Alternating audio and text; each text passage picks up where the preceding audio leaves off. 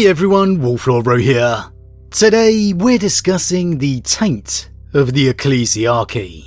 Spoiler warning to begin, as today we will be discussing events from the Warhammer 40k novel Predator Prey by author Rob Sanders. As always, I really recommend you read the stories for yourself first, without spoilers, as that's the best way to enjoy the lore for yourself. But with that said, let's just jump straight in. Whatever aspect of the Imperium you personally enjoy the most, for me there is nothing more that defines it better than the Ecclesiarchy. It is the perfect symbol of everything the Imperium became in the wake of the heresy. It is in truth the Ecclesiarchy that was in large part responsible for the hatred and paranoia that infested the Imperium, that became the Imperium, that ushered in the grim dark. With the Imperium we now know, obsessed with heresy and the heretic. Yet in a strange way, for all its flaws, it is also the Ecclesiarchy that represents hope. The belief in the Emperor, giving faith amid the darkness, helping those find their courage amid the nightmare that is the galaxy. And as such, for all of the extremisms and flaws of the Order, you may expect, or at least have hope, that the leadership of the Ecclesiarchy would surely be the purest of that sentiment, caring for nothing more than the Emperor's sacrifice, the best of humanity. For surely nothing represents that more in the galaxy. And well, the Ecclesiarch, head of the Ecclesiarchy, whilst undoubtedly being one of, if not in truth, the most powerful people in the Imperium, is actually a figure in the lore we very rarely, if ever, actually see.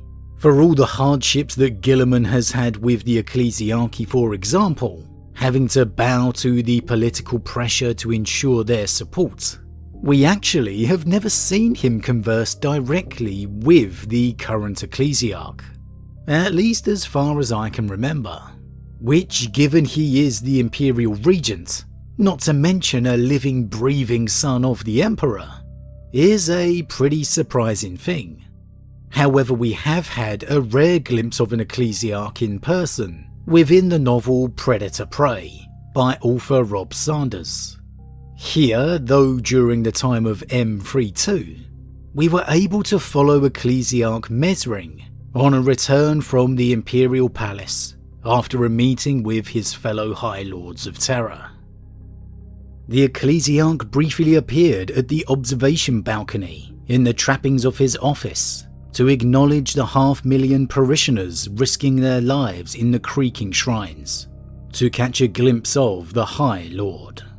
He took refreshment and rejuvenant in his private quarters, before purification and then meetings with the Pontifex Luna on matters of cult importance, and Archconfessor Yaroslav over revisions to his already considerable security detail. As the sacerdotal skiff made its final approach through a corridor of cloud-scraping bell towers, the ecclesiarchal palace rang with booming devotions. Banners and pennants streamed in the high-altitude winds, and the smoke from feast day fires briefly engulfed the skiff. Below the roar of anti-gravity engines, the courtyards and squares between the temple complexes and cathedrals was swarming with armies of freighters at prayer. Preachers and pontiffs creed-thumped their way through the ranks, shaking their ceremonial staffs and reading from ornate copies of the Laetitio Divinatus, with priestly passion. Once again, Mesring presented himself in the full ceremonial regalia of the Ecclesiarch and moved through a series of services, with each of the Cardinals Palatine attempting to outdo the last in his feast day celebration. Only at the close of Cardinal Gormansky's final reading, that the Ecclesiarch slept through, his snores stifled by his savant priests, was Mesring due to retire to his palace chambers. Now, nothing too out of the ordinary you may feel there.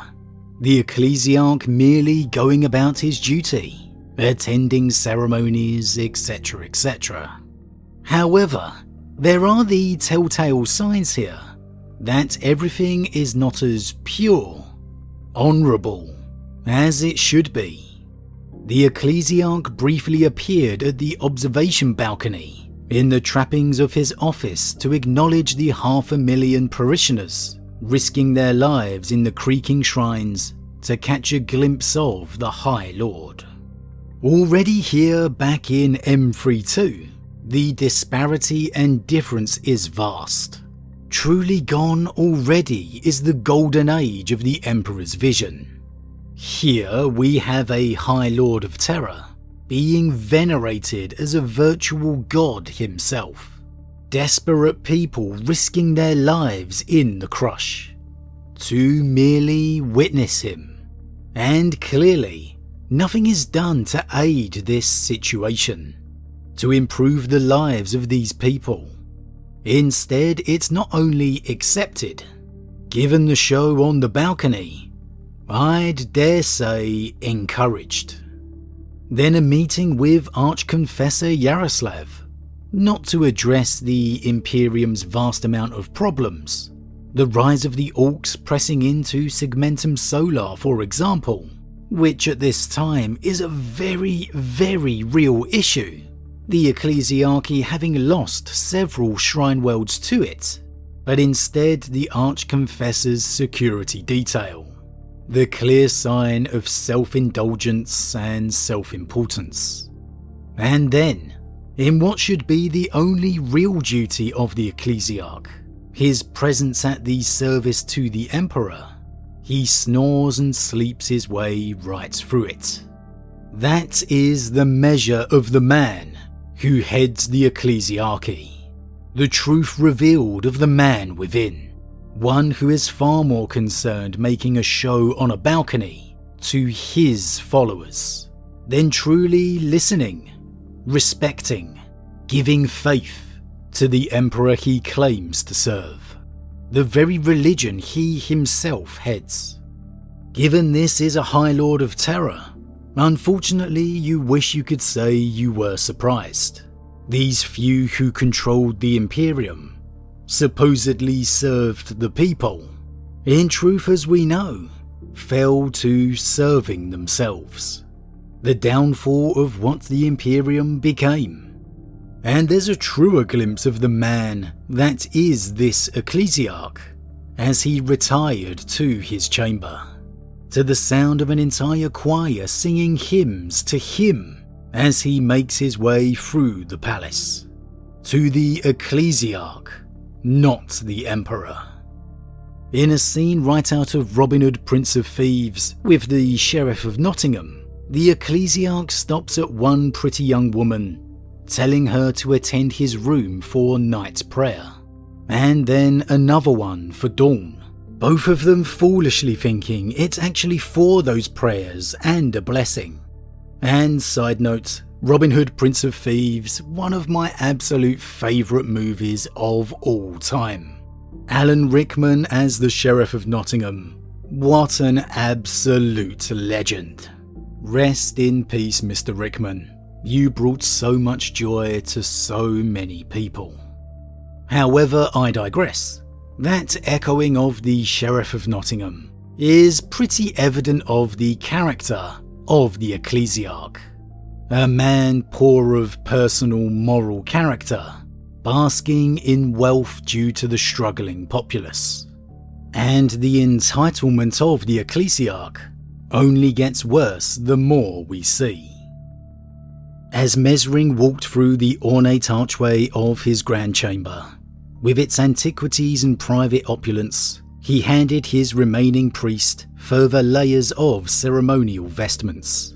By the time he reached the scepter-wood table, bearing the basin and pitcher of holy water, the Ecclesiarch was down to his undergown and rings. In silence, the savant priest deposited the garments on a nearby stand. "Would you have me wait half the night on your tardiness, sir?" Mesring berated, prompting the priest to pour the water from the pitcher and into the marble bowl.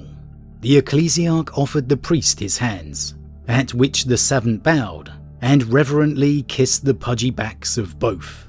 All right, Mesring grumbled impatiently. The priest fell to removing the rings from Mesring's fat fingers and depositing them on a pair of sculpted marble hands.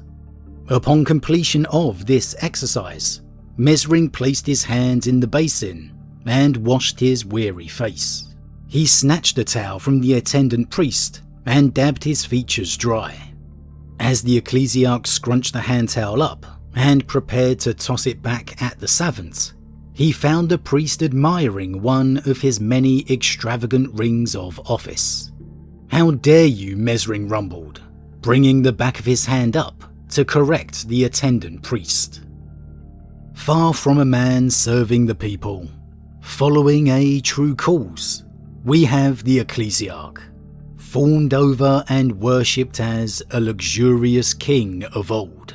No wonder Guilliman was so disgusted by what he returned to. Here the Ecclesiarch has servants to undress him, to hold up water bowls for him to wash himself in, throwing a tantrum because he had to wait a few seconds, because the bowl wasn't being filled and his rings removed. Again, a sign of the measure of this man. That is the spiritual figurehead of the Imperium's faith. Unbelievably, its moral guidance. Arguably the most important institution in the galaxy. Snatching the towel and moving to strike the servant for daring to look at his ring.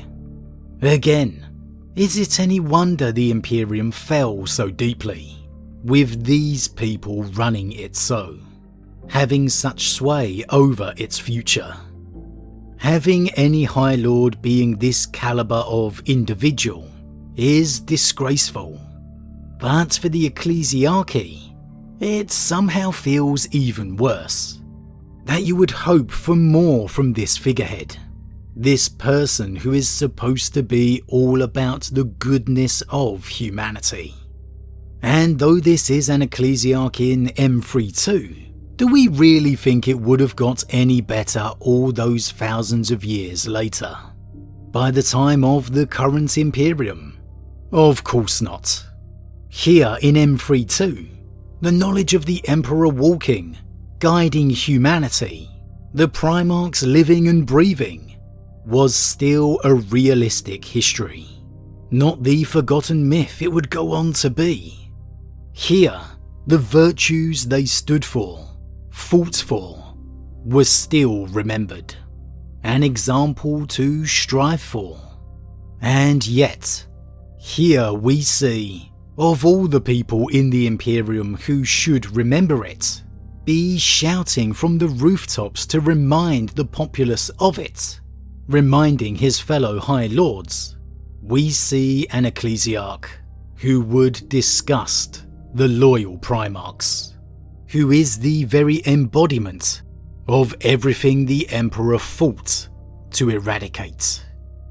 When you get these kind of true glimpses of the people running the Imperium, you have to say it makes you want Guilliman cleanse house all the more. Not just replace individuals he can, but cleanse the entire set of institutions from the ground up, returning the Imperium back to the Emperor's vision. But of course we know that's something he can't do, at least not right now, with so many wars to fight. But I think certainly at the end of the day, this is the perfect example of why such drastic action does indeed need to be done. But as always everyone, what do you think? Is the head of the Ecclesiarchy, being such a low moral character, the perfect symbol of what befell the Imperium? Does it somehow cut more when it's the man who is supposed to be the guiding light of the Imperium's faith, its moral compass, And is this actually a sign that maybe Horus was right? That it should have been the Primarchs who governed the Imperium? That in their absence, the Astartes would have surely performed far better in the role? That maybe the Imperium's decline could have been prevented? Or, despite that failure, was the Emperor and Malcador's view the only way? And will there ever come a time that Guilliman can address this corruption within the heart of the Imperium? Will he ever be able to return the Imperium to the ways of the Golden Age? As always everyone, leave your thoughts in the comments below. Huge thank you to all my subscribers, your support truly means a lot to me, it really does. If you're new, please consider subscribing to help the channel grow. And if you enjoyed this particular vid, then why not drop a like on it too. But with that said, I am off, and I'll see you all again real soon.